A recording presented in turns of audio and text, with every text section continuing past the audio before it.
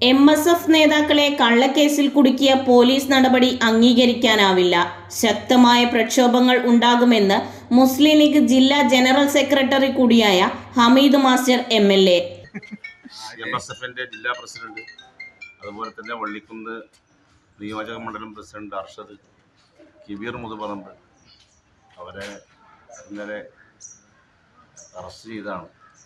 കോഴിക്കോട് സർവകലാശാലയിൽ SFI പ്രവർത്തനന്മാർ നടത്തിക്കൊണ്ടിരിക്കുന്ന നമ്മളെ പ്രവർത്തകന്മാർക്കെതിരെയുള്ള അതിക്രമങ്ങൾ അന്വേഷിക്കാൻ പോയ കുട്ടികളാണ്.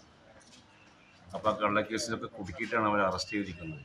മാത്രമല്ല, അവരെ കയ്യേറ്റം ചെയ്ത ഹോസ്റ്റലിൽ MSFന്റെ പ്രവർത്തകന്മാരെ കയ്യേറ്റം ചെയ്ത കുട്ടികൾക്കെതിരെ നടപടി.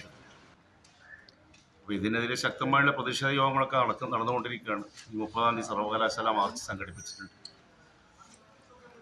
ഏതായാലും പോലീസിൻ്റെ ഈ നിരുത്തരവാദപരമായ പെരുമാറ്റം, പ്രതികളെ സംരക്ഷിക്കുന്ന ഏർപ്പാട്, ഇതിനെതിരെ ശക്തമായിട്ടുള്ള പ്രക്ഷോഭങ്ങളും സമരങ്ങളും UDFന്റെ ഭാഗത്തുണ്ടാവുമെന്നാണ് പറയാനുള്ളത്. MSFന്റെ കുട്ടികളെ 308 ചാർജ് ചെയ്തിട്ടുണ്ട്. ഇതിൽ കള്ളക്കേസുകളാണ്, പുറമേലും കള്ളക്കേസാണെന്ന്. അതെ, കള്ളക്കേസുകൾ കുടുക്കിയിട്ടാണ് ഈ കാര്യങ്ങളൊക്കെ ചെയ്തിരിക്കുന്നത്. SFIക്കാരെ ആരെയും ഒന്നും ചെയ്തിട്ടില്ല. ഒരാളെ പോലും അറസ്റ്റ് ചെയ്തിട്ടില്ല.